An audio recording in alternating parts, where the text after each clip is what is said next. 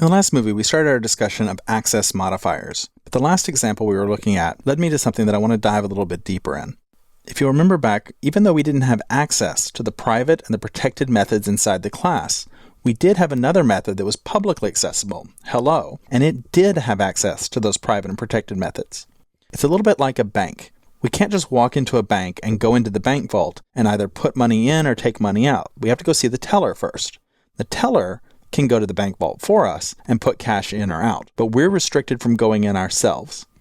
This type of access setup is very common in object-oriented programming, so I think it's worth looking at a little closer. And we can refer to it as setters and getters. Those are two very strange words, but what we're talking about is methods which set something and methods which get something. So setting a value and getting a value.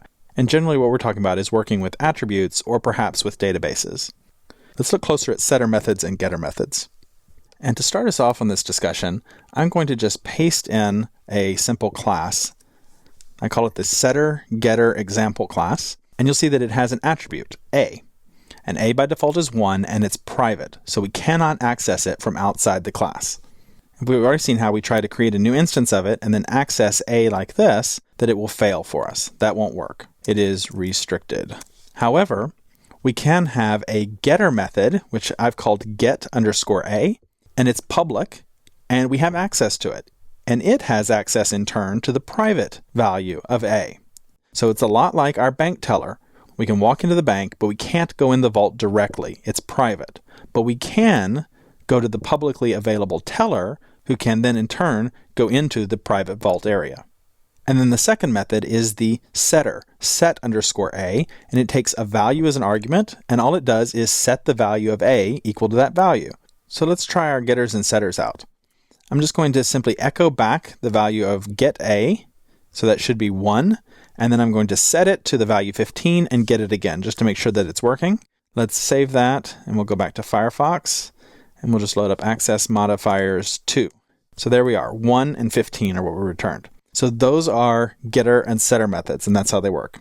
Now you may be wondering, why go to all this trouble? Why write all this extra code when we could just simply declare A as being public, and then we could work it with like a normal variable, and we could set values and get values directly to the variable? Well, the reason why is like our bank teller example, because the bank teller serves a very useful purpose. They check and make sure we are who we say we are, and they check and make sure that our account has the right amount of money in it before we make a withdrawal. They may also initiate some other actions before they finish with our transaction. So for example, the bank teller might make a note about how many withdrawals have occurred for the day. In the case of our application, it's the exact same thing. We can perform other actions before we return that value. So let's say that we had an action here that was something like log user's IP address. And we'd have to write that function, but this could take place before we let anyone get that value out of there. Or we could check and make sure that they were logged in as an admin user, perhaps, before we give that value. Maybe only admins are able to get that value back. Now, there's some PHP developers who prefer to make most of their attributes private and protected, and then control access to them through methods like these. I'm not one of them. I use setters and getters, but I do it when necessary. When I need to intervene in the process, either to take care of some other business before we return the value or set the value, or when I need to do some kind of an access control or something like that before getting to the value. Otherwise, I go ahead and just make it a public attribute. And that's how we'll be doing it throughout this tutorial. But I'll leave it up to you to decide which one you're most comfortable with.